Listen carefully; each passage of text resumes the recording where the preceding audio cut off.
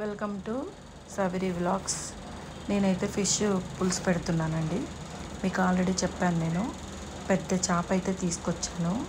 ఆ చేపలో నుంచి తల, తోక, నడుం భాగాలు మాత్రమే ఉంచి మిగిలినవన్నీ ఫ్రైకి పక్కన పెట్టేశాను. ఇప్పుడు వాటితోటి నేను పులుసు పెడుతున్నాను, నా స్టైల్లో చేపల పులుసు. రండి చూసేద్దాం. సో ఇప్పుడైతే చేపలను శుభ్రంగా కడుక్కున్నానండి. ఒక లెమన్ పిండి వేసి ఉప్పు వేసి శుభ్రంగా కడిగిన తర్వాత వాటికి ఉప్పు, పసుపు, తగినంత కారం, మళ్ళీ ఒక లెమను, తర్వాత అల్లం పేస్టు వేసి వాటికి శుభ్రంగా పట్టించి కలిపాను అనమాట. కలిపి పక్కన పెట్టేసుకోవడమే. నేనైతే 1 డే ఫ్రిడ్జ్లో పెట్టాను. సో మీకు ఇష్టం ఉంటే ఫ్రిడ్జ్లో పెట్టుకోవచ్చు, లేదా కలిపిన వెంటనే చేసుకోవచ్చు. అది మీ చాయిస్ అనమాట. సో నేనైతే ఫ్రిడ్జ్లో పెట్టేశాను, బాగుంటుందని పులుసు. సో మొత్తం కలిపేసి పక్కన పెట్టుకొని ఇప్పుడు వాటికి ఏమేం కావాలో చూపిస్తానండి. అన్నీ కలిపిన తర్వాత పక్కన పెట్టేశారు కదా, ఇప్పుడు ఏమేం కావాలో చూపిస్తాను రండి. ఆనియను, పచ్చిమిర్చి, తర్వాత ఉల్లిపొర, తర్వాత టమాటా ప్యూరీ. సో ఆయిల్ అయితే పొయ్యి మీద పెట్టేశాను.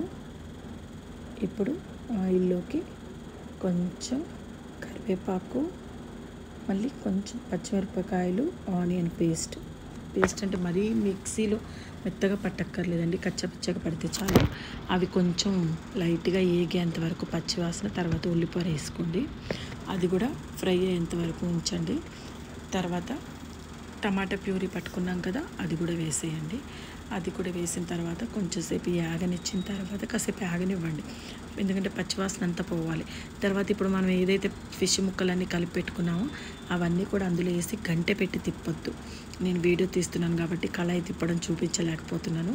కళాయిని ఎగరేయాలన్నమాట, లేదా కొంచెం పక్క కట్టి ఇటు తిప్పండి, సరిపోతుంది. తర్వాత చింతపండు పులుసు అయితే నానబెట్టేసుకున్నాను.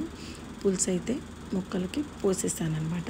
ఇప్పుడు చింతపండు పులుసు పోసిన తర్వాత మూత పెట్టేసేయండి. గంట మాత్రం పెట్టకండి, ఓన్లీ గిన్నె మాత్రమే కదిలించండి.